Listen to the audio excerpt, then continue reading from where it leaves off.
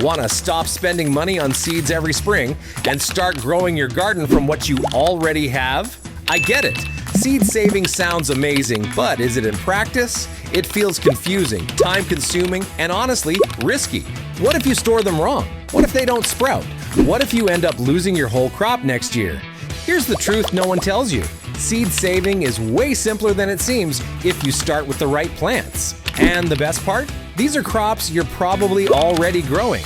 I've been saving seeds on my homestead for over a decade, and we've taught tens of thousands of homesteaders to do the same through our videos. Today, I'll walk you through the easiest, most foolproof plants to start with. We're going to break down 8 crops from tomatoes to spinach, and for each one, I'll show you when to harvest seeds, how to store them, and what to avoid if you want a strong, healthy garden next season. Let's get into it. Tomatoes. Simple until you rush. Tomatoes are the golden child of seed saving. Just one ripe fruit gives you hundreds of seeds, enough for years. No fancy tools, no special timing. You scoop them out, spread them to dry, sounds like a win. And that's exactly where most gardeners stop too early. What many people forget is that tomato seeds are coated in a natural germination inhibitor. It's a slimy film that doesn't wash off. If you skip the fermentation stage, you're not saving seeds, you're saving frustration. They'll sit in your soil next spring and stay there, ungerminated, unbothered. Fermenting is simple. 2 to 3 days in a jar with water. Good seeds sink, rinse, dry, store. Harvest only from your healthiest, ripest tomatoes. Avoid green shoulders, cracked skins, or any hint of disease. Properly stored, these seeds will last up to 7 years and sprout like they were planted yesterday. Peppers, generous with seeds, ruthless with surprises. Of all garden plants, peppers might be the easiest to collect from. No soaking, no fermentation, just slice open a fully ripe pepper, tap the seeds onto a plate, let them dry. Job done, which makes them dangerously easy to underestimate. What you don't see is what's happening in the air around them. Cross-pollination. If you've got a spicy pepper growing near your sweet bells, next year's crop might come with unexpected heat, or worse, a bland, confused mess of neither. The seeds will grow, but what they become is anyone's guess. To keep your genetics clean, save seeds only from isolated plants, at least 50 feet from other pepper varieties, and always pick from deeply colored, fully mature fruit, not the underdeveloped early harvest. Once dry, store your seeds in a labeled paper envelope in a cool, dark place. No need for the freezer, just keep them safe from moisture, and time will do the rest. Wait, here's one stat that honestly breaks my heart. 80% of people watching this channel aren't subscribed. Let's fix that today. If this video helped you, hit that subscribe button. It really helps the channel grow. Thanks in advance. Beans. Easy to store but unforgiving if rushed. Beans make you feel like a seed-saving pro on day one. They're big, visible, and often dry themselves right there on the plant. You let the pods get brown and papery, pop them open, and there they are, ready to store.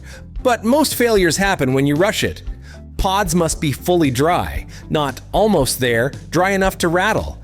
If you shell beans too early, you trap moisture inside and mold follows. And mold doesn't just kill the seed, it invites decay, ruins storage, and wastes months of effort. So wait, let nature do the curing. If rain threatens, harvest the whole plant and finish drying indoors. Store in breathable containers, paper envelopes or glass jars with a desiccant pack, label with variety and year, and enjoy the fact that beans, when properly stored, can last 3 to 5 years or more. Lettuce, dozens of seeds and one overlooked detail. Lettuce bolts fast. And when it does, it goes from leafy beauty to tall flowering stalk almost overnight. That's your cue. It's seed time. But here's what many gardeners don't realize. Lettuce seeds don't ripen all at once. The flowers turn into little white tufts like tiny dandelions, and that's when individual seeds are ready. You'll need to collect every few days over a week or two, gently pulling seeds from the fluff before they blow away. It's a patient rhythm, but the payoff is huge. A single plant can give you hundreds of seeds. Choose plants that were slow to bolt and had no pest or disease issues. Otherwise, you're saving those traits too. Once dry, store in paper envelopes. Lettuce seeds can last up to 6 years in proper conditions, though they germinate best in the first 2. Peas, the sibling to beans with one unique twist. Like beans, peas are among the easiest seeds to save. Big pods, obvious drying, no processing required. You let the pods mature until they're fully dry and brittle on the vine. But here's the thing. Peas are more sensitive to humidity. A damp late season can trick you into thinking pods are dry when the seeds inside are still soft. The fix is simple. After harvest, finish drying peas indoors in a warm, dry spot for at least a week. Listen for the rattle, then store them just like beans. One bonus, peas tend to self-pollinate, so you rarely have to worry about crossbreeding. If you grow multiple varieties, they'll usually stay true, a rare relief in the seed-saving world. Cucumbers. More effort, but totally worth it. Cukes don't like to make seed saving easy. You need to let them get way overripe. Soft, yellow, almost rotten looking. Most people harvest cucumbers for eating before the seeds are mature. So if you want viable seeds, you'll have to sacrifice a few fruits and let them go full grandpa mode on the vine. Scoop out the seeds, ferment them in water just like tomatoes to remove the gel coating, then rinse and dry. They'll store for up to 10 years, one of the longest shelf lives of any garden seed, but only if you harvest them at full maturity. Spinach. Tiny seeds, but surprisingly strong. Spinach gets overlooked because its seeds are small and its plants bolt quickly, but once it flowers, it sends up a stalk full of clustered seeds. Let the stalk fully dry on the plant, then strip off the seeds by hand. Be sure to wear gloves. Mature spinach seed can be pokey. It's best to save seeds from several plants to keep genetic diversity high. Spinach is wind-pollinated, so if you grow multiple varieties, separate them by at least 1,000 feet or grow just one at a time. Stored well, spinach seeds can last around 5 years. Onions. Patience pays off. Most people grow onions from sets, not seeds. But if you want to save your own, you'll need patience. Onions are biennials. That means you'll harvest seeds in the second year. Let a few healthy onions overwinter in the soil, or store them and replant, and next spring they'll send up tall flower stalks. Once those globe-shaped blooms start to dry and crack open, cut the whole stalk, hang it upside down, and collect the black seeds as they fall. Onion seeds don't last long, maybe 1 to 2 years, so label them well and use them soon.